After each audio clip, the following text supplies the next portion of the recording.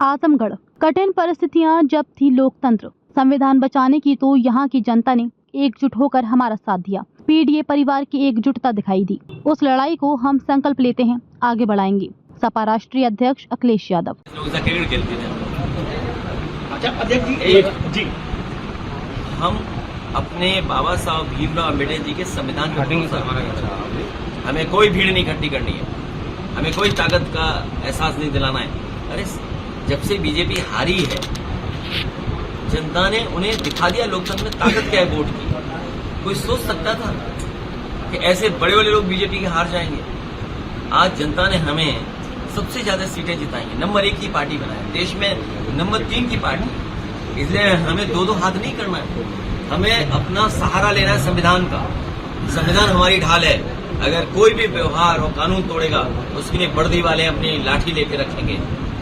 वही पुलिस वाले लोग जो आज उनके साथ खड़े थे, जब कानून का राज होगा, सामाजिक न्याय के राज की स्थापना होगी, तो जो लोग कानून तोड़ रहे होंगे उन्हें कानून ही सजा देगा।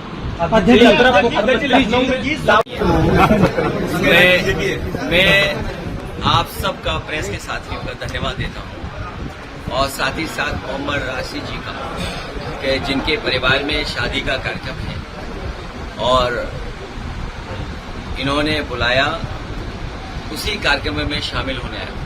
हमारे साथ अबू आसिम आजमी जी, महाराष्ट्र के प्रदेश के अध्यक्ष और पार्टी के सभी जिम्मेदार साथी यहाँ पर मौजूद हैं। शादी के कार्यक्रम में, समारोह में आने से लाभ ये है कि सब लोगों से मिलने का मौका मिल जाता है और आजमगढ़ के कई शादी या पारिवारिक कार्यक्रमों में मुझे शामिल होने का मौका मिला है। हालांकि जो जनप्रतिनिधि हैं उन्हें अपने क्षेत्र में हम लोगों से कई गुना ज्यादा ऐसे कार्यक्रमों में शामिल होने का मौका मिलता है और करते भी हैं।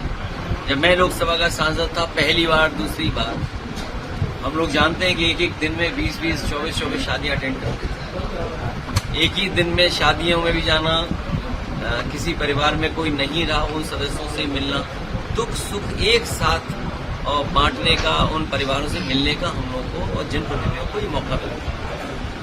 आजमगढ़ से हम लोगों का बेहद लगाव रहा है। राजनीतिक परिस्थितियां कुछ भी हों, लेकिन आजमगढ़ को हम लोगों ने अपना माना है।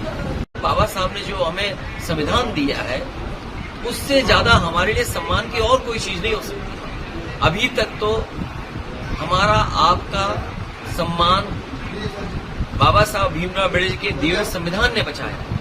अब हमारी सबकी मिलकर जिम्मेदारी बनती है कि जो संविधान को ठेस पहुंचाना चाहते हैं, उस संविधान को बचाने के लिए हम लोग काम लगातार करते रहेंगे। आज इस गांव में मैं आया हूं, हालांकि हमारे मोहम्मद राशिद ने मेहनत कर करके और दूसरे देश में जाकर के स्थान बना लिया और अपने परिश्रम से, अपने मेहनत से कारोबारी नहीं बल्कि प्रतिष्ठा भी बना ली है। शहर में ऐसे घर होते हैं, लेकिन गांव में ये सुविधा होना, ये बड़ा काम किया है इन्होंने। इसी से गांव के प्रति लगाव बढ़ेगा लोगों में। मैं आपको भरोसा दिलाता हूं कि आजमगढ़ के विकास के लिए और जितना भी काम करना पड़ेगा हम लोग करेंगे। चाहे वो गाजीपुर हो, आपका जौनपुर है, आपका बलिया है, मऊ है और आसपास के सभी जनता से मैं धन्यवाद देना चाहता हूं। वैसे तो मैंने कई मौकों पर कहा है कि कठिन परिस्थितियां जब थीं लोकतंत्र बचाने की, संविधान बचाने की, तो यहाँ की जनता ने एकजुट होकर के हमारा साथ दिया। पीडीए परिवार से एकजुटता जो दिखाई दी है, उस लड़ाई को हम संकल्प लेते हैं, आगे बढ़ाएंगे।